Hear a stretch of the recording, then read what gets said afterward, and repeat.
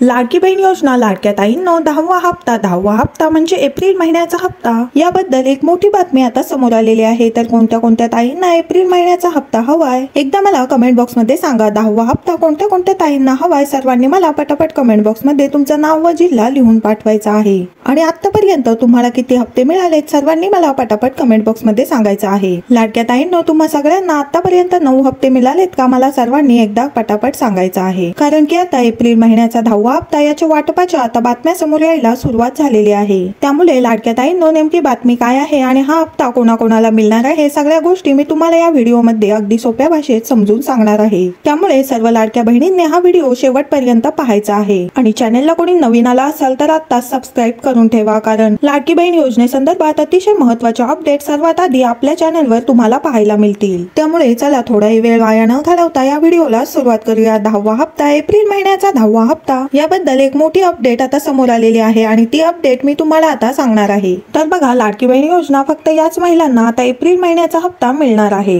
तर 10वा हप्ता म्हणजे एप्रिल महिन्याचा 10वा हप्ता मी तुम्हाला अगोदरच सांगत आहे, तुम्हाला 10वा हप्ता हा 1500 रुपयेच मिळणार आहे। बरेच ताईंना प्रश्न पडला होता की 2100 रुपये भेटणार की नाही, तर 2100 रुपये तुम्हाला भेटणार नाहीये। 10वा हप्ता तुम्हाला 1500 रुपयेच भेटणार आहे। आणि हे 1500 रुपये कधी भेटणार आहेत, कोणाकोणाला भेटणार आहेत, सगळ्या गोष्टी मी तुम्हाला सांगणार आहे। तर लाडक्या ताईंनो सकाळी याबाबत एक मोठी बातमी समोर आलेली आहे। लाडक्या ताईंनो सगळ्या गोष्टी मी तुम्हाला अगदी सोप्या भाषेत सांगणार आहे, त्यामुळे कृपया सर्वांनी हा व्हिडिओ शेवटपर्यंत नक्की बघा। आणि सर्व लाडक्या बहिणींना माझी विनंती राहील की सर्वांनी पटापट या व्हिडिओला एक लाईक नक्की करा। तर बघा लाडक्या ताईंनो, आपले जे मुख्यमंत्री आहेत देवेंद्र फडणवीस साहेब आणि उपमुख्यमंत्री अजितदादा पवार आणि एकनाथ शिंदे साहेब असतील, या सर्वांनी अर्थसंकल्पामध्ये स्पष्टपणे सांगितलेलं आहे की ज्या अपात्र लाडक्या बहिणी आहेत त्यांना पुढचा हप्ता भेटणार नाही, म्हणजे एप्रिल महिन्याचा हप्ता त्यांना भेटणार नाही। आणि काटेकोरपणे लाडक्या बहिणींची या ठिकाणी आता तपासणी होणार आहे। आणि हे त्यांनी अधिवेशनामध्ये देखील स्पष्टपणे सांगितलेलं आहे। अधिवेशन म्हणजे जे आपलं महाराष्ट्राचं बजेट असतं ते पूर्ण वर्षाचं बजेट मार्च महिन्यामध्ये ठरवलं जातं। त्यामुळे लाडक्या ताईंनो तुम्हाला मी सर्वांना एक छोटा प्रश्न विचारते, तुम्हाला आतापर्यंत किती हप्ते भेटलेले आहेत सर्वांनी मला पटापट कमेंट बॉक्स मध्ये सांगायचं आहे। तुमचं नाव सांगा, जिल्हा सांगा व तुम्हाला आतापर्यंत किती हप्ते मिळाले सर्वांनी मला पटापट कमेंट बॉक्स मध्ये सांगायचं आहे। जर तुम्हाला 9 हप्ते भेटले असतील तर आता तपासणीनंतरच सर्व लाडक्या बहिणींना 10वा हप्ता भेटणार आहे। आणि अजितदादा पवार यांनी राज्याच्या अधिवेशनामध्ये देखील सांगितलं आहे, अधिवेशन म्हणजे आपल्या महाराष्ट्राचं बजेट अर्थसंकल्पीय अधिवेशन, त्यामध्ये सांगितलेलं आहे की ज्या गरीब ताई आहेत त्यांना आम्ही कधीही अपात्र करणार नाही, त्यांची लाडकी बहीण योजना ही कायम चालू राहील। त्यामुळे लाडक्या ताईंनो सर्वांनी मला कमेंट बॉक्स मध्ये सांगायचं आहे, तुम्हाला या योजनेची खरोखरच गरज आहे का। तर बघा लाडक्या ताईंनो, सूत्रांकडून अशी माहिती आलेली आहे की 53 लाख ताई या योजनेतून आता वगळण्यात येणार आहेत, अशी चर्चा आता सर्वत्र पसरलेली आहे। लाडक्या ताईंनो, तुम्ही बजेट मध्ये बघितलं असेल की आपल्याला लाडक्या बहिणींना दर महिन्याला वाटप करण्यासाठी 46,000 कोटी रुपये लागतात। लाडकी बहीण योजनेचा लाभ जवळपास 2.5 कोटी महिलांना मिळतो आणि 2.5 कोटी महिलांसाठी वर्षाचे 46,000 कोटी रुपये लागतात। पण आता बजेटमध्ये फक्त